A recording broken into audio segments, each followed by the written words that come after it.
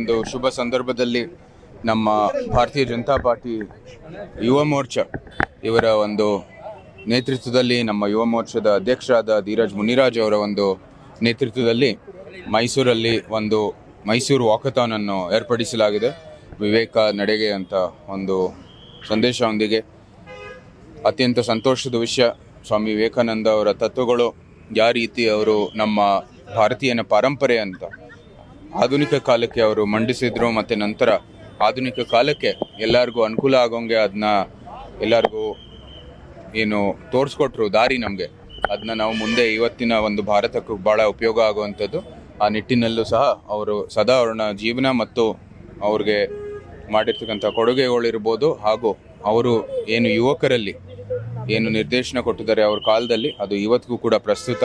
ಆ ನಿಟ್ಟಿನಲ್ಲಿ ನಾವೆಲ್ಲರೂ ಮುಂದುವರಿಬೇಕಾಗಿದೆ. ಈ ಏನು ವಿಕಸಿತ ಭಾರತ ಇದೆ ನಮ್ಮ ಪ್ರಧಾನಮಂತ್ರಿಯವರು, ಅದು ನಿಜಕ್ಕೂ ಸ್ವಾಮಿ ವಿವೇಕಾನಂದರವರ ಕನಸೇನೆ. ಯಾಕಂದರೆ ಭಾರತದ ಸಮಗ್ರ ಅಭಿವೃದ್ಧಿ ಜೊತೆಗೆ ನಮ್ಮ ಭಾರತೀಯ ಪಾರಂಪರೆ ಒಂದು ಕೂಡ ಅದನ್ನ ಸಂರಕ್ಷಣೆ ಆಗಬೇಕಾಗಿದೆ. ಭಾರತೀಯ ಪಾರಂಪರೆಯ ಆಧಾರ ಮೇಲೆ ಈ ಶ್ರೇಷ್ಠ ಭಾರತವನ್ನು ನಿರ್ಮಾಣ ಮಾಡಲಿಕ್ಕೆ ನಾವೆಲ್ಲರೂ ಮುಂದುವರಿತಾ ಇದ್ದೇವೆ.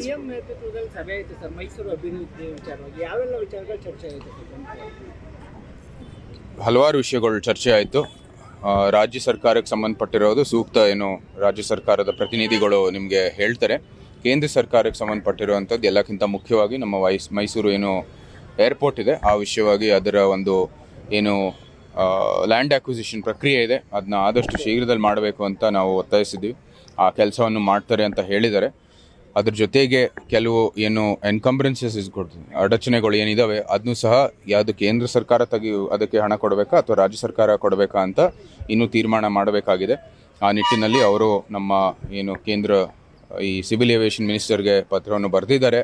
ಈ ಏನು KPTCL ಲೈನ್ಗಳಿದ್ದಾವೆ ಹಾಗೂ ಇರಿಗೇಷನ್ ಚಾನೆಲ್ಗಳಿದ್ದಾವೆ, ಆ ಅಡಚಣೆಗಳು ತೆಗಿಬೇಕಾಗಿರುವಂಥದ್ದು ಹಣಗಳು ಯಾರು ಕೊಡ್ತಾರೆ ಅಂತ ಅವರು ಕೂಡ ಒಂದು ಚರ್ಚೆಗಾಗಿ ಕೇಳಿದ್ದಾರೆ. 15ನೇ ತಾರೀಕು ಅವರು ಬಹುಶಃ ಡೆಲ್ಲಿಯಲ್ಲಿ ಇರ್ತಾರೆ ಅಂತ ಹೇಳಿದ್ದಾರೆ.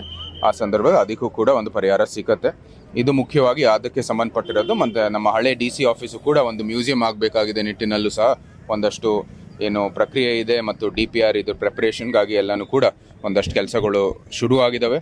ನಂತರ ನಮ್ಮ ಏನು ಮೈಸೂರಿನ ಸಮಗ್ರ ಅಭಿವೃದ್ಧಿಗಾಗಿ ಎಲ್ಲ ಕೆಲಸಗಳು ಆಗಿದ್ದಾವೆ. ನಾವಾಗಲೇ ಹೇಳಿದ್ದೀವಿ, ಅವ್ರಿಗೂ ಹೇಳಿದ್ದೀವಿ, ಲ್ಯಾಂಡ್ಸ್ ಡೌನು ಮತ್ತು ದೇವರಾಜ ಮಾರ್ಕೆಟಲ್ಲೂ ಸಹ ಇದು ರೆಸ್ಟೋರೇಷನ್ಗಾಗಿ ನೀವು ಕೊಡಬೇಕಾಗಿದೆ. ಈ 2 ಕಟ್ಟಡಗಳನ್ನು ಸಹ ನಾವು ಪುನರುಜ್ಜೀವನಗೊಳಿಸುವಂಥದ್ದು ಕೆಲಸ ಮಾಡ್ಬೋದು ಅಂತ ಹೇಳಿದ್ದೀವಿ. ಆದರೂ ಸಹ ಅವರು ಏನು ಇಲ್ಲಿ ಸ್ಥಳೀಯ ಅಧಿಕಾರಿಗಳು ಎಲ್ಲರೂ ಸಹ ಹೇಳಿದ್ದಾರೆ ಅದನ್ನ ಡೆಮಾಲಿಷ್ ಮಾಡೇ ಅಂದರೆ ಪುನರ್ ನಿರ್ಮಾಣ ಮಾಡಬೇಕಾಗಿರುವಂಥದ್ದು. ಕೇಸ್ ಹೇಗಾದರೂ ಸುಪ್ರೀಂ ಕೋರ್ಟಲ್ಲಿದೆ. ನಮಗೂ ಗೊತ್ತಿದೆ ಇಲ್ಲಿ ಕೆಲವು ಪ್ರಕ್ರಿಯೆ ಅಂತೆ ನಡೆದಿಲ್ಲ. ಕೆಲವು ಘಟನೆಗಳು ಏನು ಕಮಿಟಿಗಳು ರೂಪಿಸಿದ್ರು ಅಲ್ಲಿ ಏನು ತಜ್ಞರು ಹೆರಿಟೇಜ್ ತಜ್ಞರು ಕೂಡ ಇರಲಿಲ್ಲ. ಈ ಎಲ್ಲ ಒಂದು ಏನು ಗಮನಿಸಿ ನಾವು ಕೂಡ ನಮ್ಮ ಕಾನೂನಾತ್ಮಕ ಹೋರಾಟ ಮುಂದುವರಿತೀವಿ.